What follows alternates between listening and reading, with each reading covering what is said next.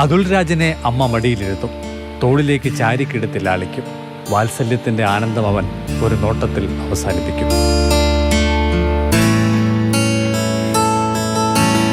13 വയസ്സുണ്ട്. കാലം ചെല്ലുംതോറും ശാരീരിക പ്രയാസങ്ങൾ ഏറി വരികയാണ്. കാലുകൾ കൂടി നിലത്ത് ഉറയ്ക്കാതായതോടെ മുഴുവൻ സമയവും കിടപ്പാണ്. ജോലിക്ക് പോകുന്നത് നിർത്തിയ അമ്മ അവന് ഊണിലും ഉറക്കത്തിലും കൂട്ടിരിക്കുകയാണ്. നടക്കുമായിരുന്ന ഒരു കുഴപ്പമില്ലായിരുന്നു. നമുക്ക് കൂടെ കൊണ്ട് നടക്കാമെന്ന് വെക്കായിരുന്നു.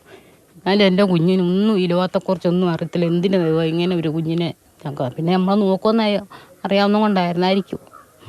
അതുകൊണ്ട് ഞാനും എൻ്റെ കുഞ്ഞും 24 മണിക്കൂറും ഇതിനകത്ത്.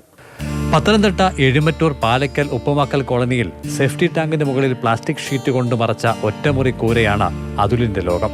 കത്തുന്ന വേനൽ ചൂടിൽ ചെറുകാറ്റ് കിട്ടാൻ അതുലിനൊരു ഫാൻ പോലും കിട്ടിയത് കഴിഞ്ഞ ദിവസമാണ്.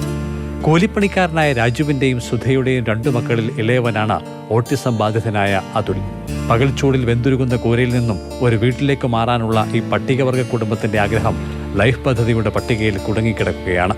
എങ്ങനെയാലും പെരയൊന്നും തല്ലി കൂട്ടിയിരുന്ന എങ്ങനെയാലും ഇവിടെ നിന്ന് പോയേനെ. മുറ്റത്ത് നിന്നിറങ്ങിയ ഓട്ടോയെന്ന് മുറ്റത്തോട്ട് ഇറങ്ങി പെരക്കകത്തോട്ട് കയറിയാൽ മതി. അതുപോലെ സൗകര്യത്തിനാണ് ഇത്. ഇപ്പം ഇതിലെ പോണ ഈ കുഞ്ഞ് നമ്മൾ എടുത്ത് എളിയെ വെക്കുമ്പോഴല്ലോ കാലിലുണ്ട് ഇങ്ങിയിരിക്കും. ആ കയ്യാലേൽ പിടിച്ച് ഈ ഭിത്തിയേൽ പിടിച്ച് വേണം കൊണ്ടുപോകാൻ. റോഡിൽ നിന്നും കൂരയിലേക്ക് അധിക ദൂരമില്ലെങ്കിലും എത്തിച്ചേരുക പ്രയാസകരമാണ്.